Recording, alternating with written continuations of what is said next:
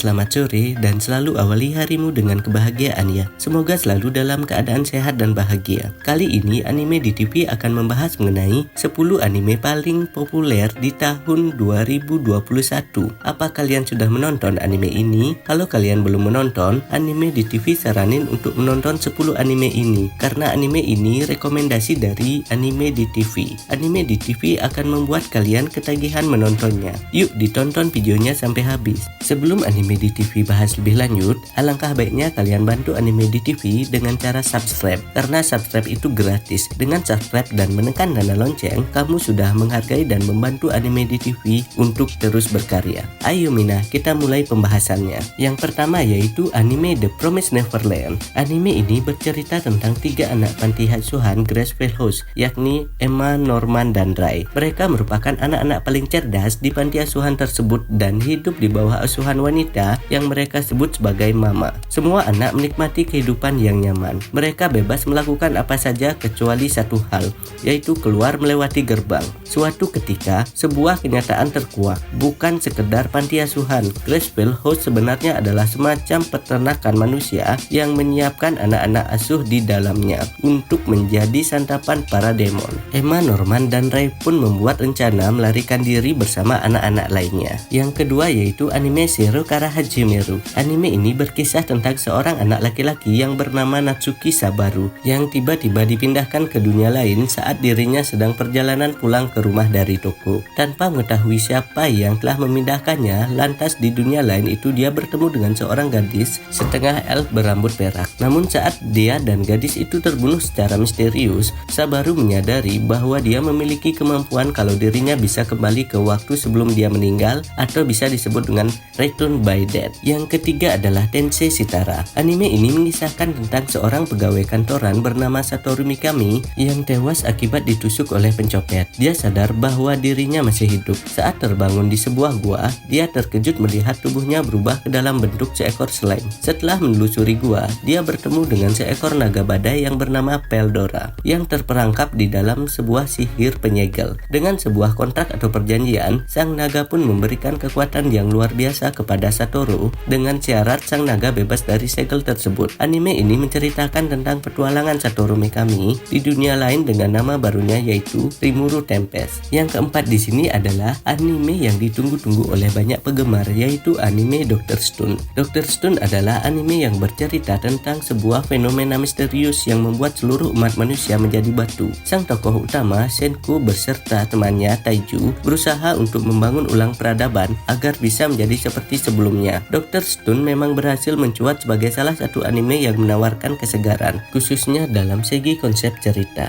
Dalam waktu yang bersamaan, yang kelima di sini adalah anime Long Horizon. Masih bercerita tentang perjalanan Shiroi, mantan anggota party legendaris yang menyelesaikan banyak misi di game Elder Tale. Shiroi yang terjebak di dunia game bersama 30.000 player masih berusaha mencari jalan untuk kembali ke dunia nyata. Season 3 akhirnya akan dirilis dan menjawab penantian penggemar setelah 6 tahun lamanya. Anime garapan studio Dan ini rencana akan dirilis dengan 12 episode. Season 3 akan mulai ditayangkan pada 13 Januari 2021. Di season ketiga ini masih akan berkutat pada alur Shiroi dalam penataan kota sembari mencari jalan bersama Dewa Meja Bundar yang ia dirikan. Pada cuplikan trailer yang beredar muncul sosok Kinami, mantan ketua The Deba Seri Tea Party. Akankah server Asia di Amerika terhubung? Selain itu juga tampak pertempuran yang berlangsung di reruntuhan Akiba. Untuk kamu yang sudah mengikuti seri anime ini, tentu pasti sangat menanti rilisnya anime ini. Yang keenam di sini adalah anime Mushoku Tensei.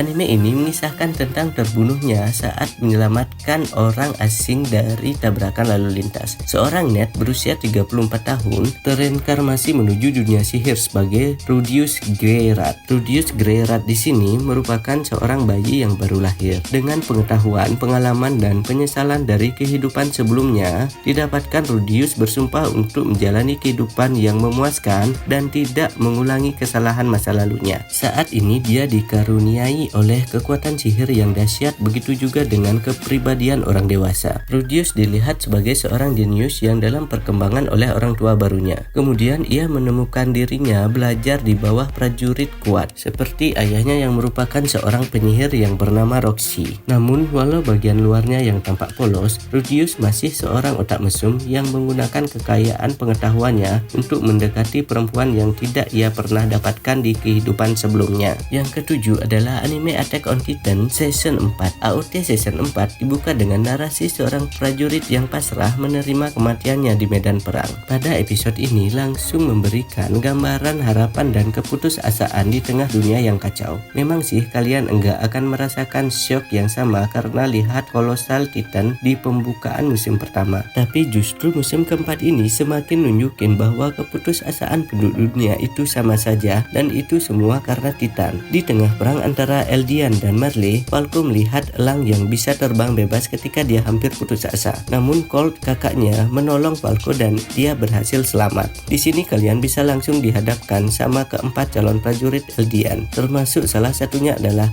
Gaby yang bakal memegang peran penting di berbagai episode selanjutnya. Gaby terlihat jauh lebih menyebalkan dibandingkan karakter di manga. Cewek sok idealis dan sok jago ini udah langsung menunjukkan kesan buruk di episode pertamanya. Kalau kalian mengikuti bagaimana perjuangan Eren dan para orang-orang Eldian lainnya di Pulau Paradis, pastinya kalian bakal merasakan kekesalan yang sama ke Gaby ya. Selanjutnya yang ke-8 adalah anime Nanatsu no Taizai. Anime ini mengisahkan tentang pertarungan antar calon penerima gelar Raja Iblis masih terus berlanjut, di mana pertarungan saudara antara Meliodas, dosa kemarahan, dengan adiknya Sheldris, pemimpin baru 10 perintah Tuhan yang sebelumnya dipimpin oleh kakaknya. Tak hanya itu, saudara Meliodas yang lain yang merupakan kakak dari Meliodas sekaligus pengguna perintah Tuhan yang bernama Estarossa. Estarossa ini ingin mengalahkan adiknya juga. Ternyata ada maksud lain dari Estarossa adalah ingin merebut Elizabeth dari Meliodas karena ia sangat mencintainya. Meliodas dan yang lainnya tak ingin Elizabeth pergi. Mereka mengejarnya dan sampai ke tempat Estarossa. Tak diduga Estarossa berubah menjadi makhluk yang mengerikan, dan di season ini akan ditunjukkan siapa sosok Estarossa yang sesungguhnya. Yang ke-9 adalah anime Shaman King. Shaman King adalah individu luar biasa dengan kemampuan untuk berkomunikasi dengan hantu,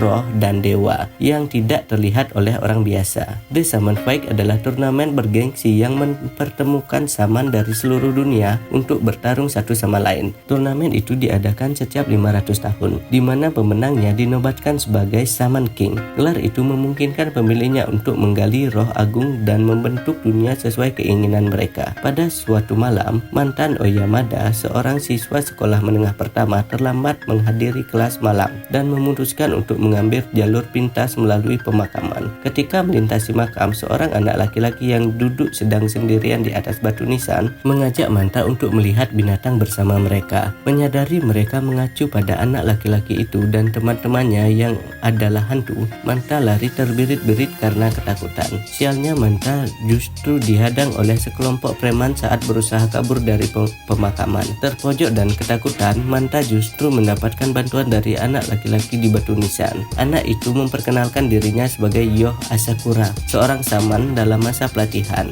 Yang terakhir di sini adalah anime Gintama. Cerita Gintama berlatar belakang zaman Edo. Ketika para samurai menjadi simbol pertahanan Jepang, suatu ketika alien dari luar angkasa bernama Amanto menyerbu bumi dan berhasil menguasai Jepang. Para samurai pun kehilangan pekerjaan mereka sebagai penjaga Jepang. Bahkan pedang para samurai dirampas dan dilarang menggunakannya kapan dan dimanapun oleh pemerintahan Jepang yang dibawa kuasa Amanto. Gintoki Sakataka adalah satu di antara beberapa samurai tersisa di Jepang kala itu. Kehilangan pekerjaan sebagai samurai membuat Gintoki bekerja serabutan untuk bertahan hidup. Gintoki dibantu dua orang remaja, Shinpai Samurai dan Kagura, mendirikan bisnis play launching untuk membiayai hidup mereka. Saat bekerja, trio tersebut kadang membantu beberapa orang yang menjadi korban invasi Amanto menghindari kerajaan pemerintah dan Amanto. Mereka juga bersama-sama mencoba melawan kembali penguasa Amanto terhadap bumi. Sekian ya pembahasan anime di TV mengenai 10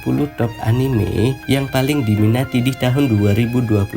Apabila kalian memiliki rekomendasi anime overpower dan rekomendasi anime yang lain, kalian bisa taruh pada kolom komentar. Sebelumnya, anime di TV mohon maaf apabila ada salah ucap atau informasi. Jangan lupa like, subscribe, dan share video di media sosial kalian agar channel ini bisa terus berkarya mengenai seputaran anime terupdate lainnya. Akhir kata, Anime di TV mengucapkan terima kasih ya. Bye-bye.